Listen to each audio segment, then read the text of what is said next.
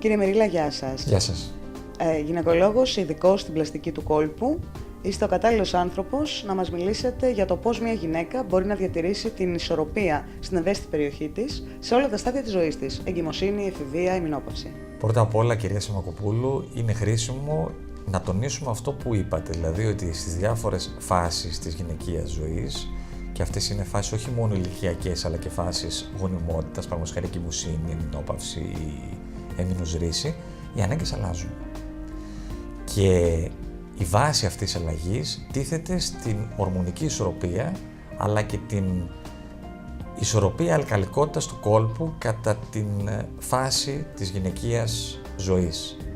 Άρα λοιπόν πρέπει να συνειδητοποιήσουμε πρώτα ότι υπάρχουν αλλαγές και μετά, εντρυφώντας και διεισδύοντας στην κάθε φάση συγκεκριμένα, να βρούμε πώς μπορούμε εμείς σαν γιατροί να βοηθήσουμε τις γυναίκες, όπου βέβαια εδώ πέρα μπαίνει και ο ρόλος του φαρμακοποιού, διότι οι γυναίκες απευθύνονται σε αυτόν, όπως πολύ καλά γνωρίζετε, και πώς θα μπορέσουμε να βοηθήσουμε αρχικά στις αλλαγές της καθημερινότητας σε μια γυναίκα αναπαραγωγικής ηλικίας, αλλά και μετά ακόμη πιο σημαντικά στις αλλαγές τις ζωτικές, όπως είναι η ημινόπαυση ή όπως είναι η εγκυμοσύνη. Άρα λοιπόν, ο καθαρισμός, η διατροφή, η σωστή υγιεινή, η επίσκεψη στο γυναικολόγο, η επίσκεψη στο μικροβιολόγο όπου δει και η χρήση των κατάλληλων προϊόντων είναι το κλειδί για να μπορέσουμε να δώσουμε λύση στα εν γέννη προβλήματα των γυναικών σε κάθε φάση της ζωής τους. Να ξεκινήσω από την εφηβεία. Οι μητέρες τι θα πρέπει να συμβουλέψουν τις κόρες τους στην εφηβεία? Οι έφηβες έχουν συνήθειες οι οποίες ακόμα δεν είναι σταθεροποιημένες. Δεν έχουν καταλάβει την ισορροπία και την υγεία του εαυτού τους. Έχουν τα μαθήματα, έχουν τους φίλους τους, έχουν το στρες της οικογένειας, έχουν το στρες του σχολείου και των εξετάσεων. Άρα λοιπόν η υγιεινή πολλές φορές είναι δευτερεύουσας αξίας και σημασίας. Και επίσης στην Ελλάδα έχουμε ένα άλλο ζήτημα μεγάλο, ότι τα παιδιά παίρνουν πολύ συχνά φάρμακα για λοιμώξεις. Τα οποία αντιβιωτικά, το έχουμε ζητήσει, θα το ξαναζητήσουμε, δημιουργούν το πρώτο επίπεδο διαταραχής χλωρίδας και λίμωξης από τα αντίθετα μικρόβια αυτά που θεραπεύουν. Άρα λοιπόν οι έφηβες έχουν πρώτον μία ακατάστατη εισαγωγικά ζωή, δεύτερον έχουν ένα ανώριμο ορμονικό σύστημα, το οποίο σημαίνει ότι μέσα στον κόλπο τους δεν υπάρχουν ακόμα τα κατάλληλα βακτηρίδια και δεν υπάρχει η κατάλληλη, η απαιτούμενη ανοχή ή αντοχή του συστήματος του κολπικού με τα βακτηρίδια το οποίο αυτό περιλαμβάνει. Επίσης, οι γυναικείες ορμόνες, δηλαδή τα εστρογόνα και η προγεστερόνη, επειδή διοχετεύεται η παραγωγή τους από εγκεφαλικά κέντρα όπως είναι η υπόφυση, ορμόνες FSH, LH κτλ., δημιουργείται μία ακαταστασία και μία ανισορροπία στο ορμονικό σύστημα.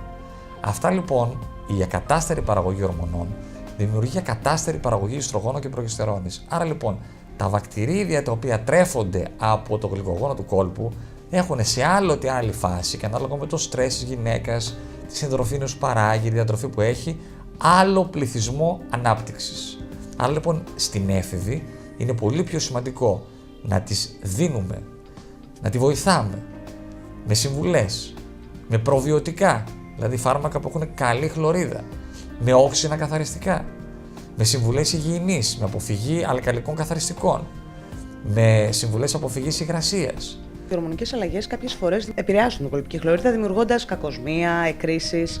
Αυτά πώς αντιμετωπίζονται, πώς μπορούν να αντιμετωπιστούν? Αυτά ακριβώς είναι τα συμπτώματα της κολπικής λίμωξης. Διαχωρίζουμε ποιο μικρόβιο είναι η γυναιστουργός αιτία. Δίνουμε θεραπεία είτε αυτόματη, αν ξέρει ο γυναικολόγος από την εμπειρία του ότι πρόκειται για μία μικητίαση, πρόκειται για έναν αιμόφυλλο. Και πολλές φορές η καλλιέργεια θα μας ξεχωρίσει το μικρόβιο, τα φάρμακα που το πιάνουν και σε δεύτερο σκοπό θα βοηθήσουμε τη γυναίκα να μην υποτροπιάσει και να θεραπευτεί όσο μπορεί καλύτερα. Θα σας πάω σε ένα άλλο στάδιο εξίσου σημαντικό για την γυναίκα, εγκυμοσύνη. Στην εγκυμοσύνη έχουμε μεταβολή του pH λόγω πάλι ορμονικών αλλαγών, έτσι δεν είναι? Τι πρέπει να προσέξει μια γυναίκα που είναι στην εγκυμοσύνη σε αυτή τη φάση?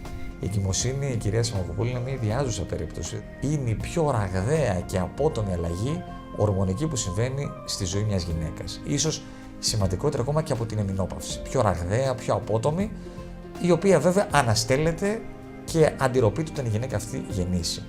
Και η φύση της αλλαγής είναι η πολύ μεγάλη ποσότητα ορμονών που παράγει μια γυναίκα για να θρέψει το παιδί της.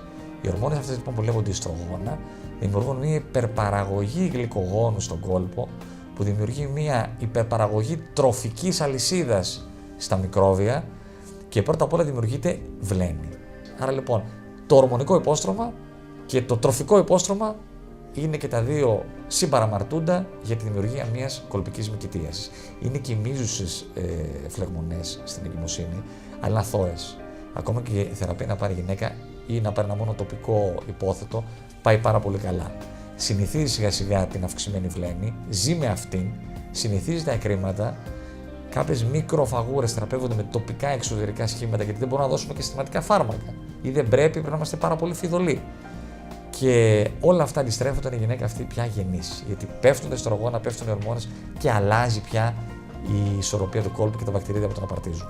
Άρα ένα προϊόν εξωτερικού καθαρισμού είναι, ακούγεται ιδανικό για μια τέτοια περίπτωση. Είναι πολύ σημαντικό, διότι σας είπα ότι οι πιο πολλές ανέχονται τη βλέμη, αλλά δεν ανέχονται τα ενοχλήματα της διαταραχής χλωρίδας, τα οποία συνήθως είναι εξωτερικά. Και να περάσουμε και στην αμινόπαυση. Επίσης σημαντικό κομμάτι Είναι ο αντίθετος πόλος στην ουσία, όπως σας εξήγησα, διότι πηγάζει από την παντελή ή σχεδόν παντελή έλλειψη ορμονών. Πάλι ορμονικές αλλαγές. Είναι πάλι ορμονικές αλλαγές, οι οποίες σε αντίθεση σε διαστολή με την εγκυμοσύνη έχουν να κάνουν με μία απώλεια ιστρογονικής βάσης του οργανισμού, μία μείωση της ορμονικής του παραγωγής και ο κόλπος ξεραίνεται. Έχουμε λοιπόν να κάνουμε με ξηρότητα, έχουμε να κάνουμε με λέπτυνση του βλενογόνου του κόλπου, το οποίο αφορά όλα τα συστήματα, όχι μόνο τη μήτρα και τα συμπτώματα του κόλπου, αφορά και την ουροδόχο κίστη, αποτέλεσμα συχνές ουρολιμώξεις στην εμεινόπαυση, αφορά το έντερο που γυναίκες έχουν ταυτόχρονα και πτώσεις και χαλαρώσεις, οπότε δυσχεραίνει τη λειτουργία των συστημάτων του κόλπου και είναι μια κατάσταση που με την τωρινή αύξηση των συνθηκών υγείας και βελτίωση των συνθηκών υγείας, οι γυναίκες αρχίζουν στην εμεινόπαυση 30-40 χρόνια. Άρα λοιπόν μιλάμε για μια χρονική περίοδο που είναι πελώρια. Η γυναίκα θα είναι έγκυος για 9 μήνες, αλλά θα είναι μενοπαυσιακή για 35 χρόνια. Καταλαβαίνετε λοιπόν πόσο σημαντικό είναι η γυναίκα αυτή να μην έχει συμπτώματα πρώτα εξωτερικά. Αυτό πώς αντιμετωπίζεται τέτοια συμπτώματα? Αντιμετωπίζεται συμπτωματικά. Η ξηρότητα θεραπεύεται με τοπικά φάρμακα, τα οποία είναι σε μορφή υγρού ή τζελ ή υποθέτων, ανάλογα με την εταιρεία που απευθυνόμεθα, και τα οποία είτε με εσωτερική χρήση, έτσι ώστε η γυναίκα να έχει μια λίπανση, είτε κατά τη διάρκεια της επαφής, όπου εκεί διαπιστώνει τη ξηρότητα πολύ πιο ενεργά και κόβει την επαφή της γυναίκας, είτε με εξωτερικές επαλήψεις υπό μορφή αλυφών ή κρεμών, που είναι άλλα τοπικά φάρμακα. Βοηθάμε τη γυναίκα να μην έχει την αίσθηση της ξηρότητας, να μπορεί να κάνει την επαφή της. Υπάρχουν επίσης, όπως θέλω να εξηγήσω, και καθαριστικά, τα οποία είναι ειδικά για την εμεινόπαυση. Άρα λοιπόν, ειδικά καθαριστικά και βέβαια διατροφή. Λιπαντικά, ειδικά καθαριστικά, διατροφή, άσκηση, όλα αυτά τα πράγματα δημιουργούν και μια καλύτερη ισορροπία της γυναίκας, η οποία πάβει να ασχολείται με τα μικροπροβλήματα και εστιάζεται στα χόμπι της, στις φίλες της, στις επαφές της και σε όλα αυτά τα οποία την κάνουν μια πιο ολοκληρωμένη προσωπικότητα. Σας ευχαριστώ πάρα πολύ. Εγώ ευχαριστώ για την προσοχή σας.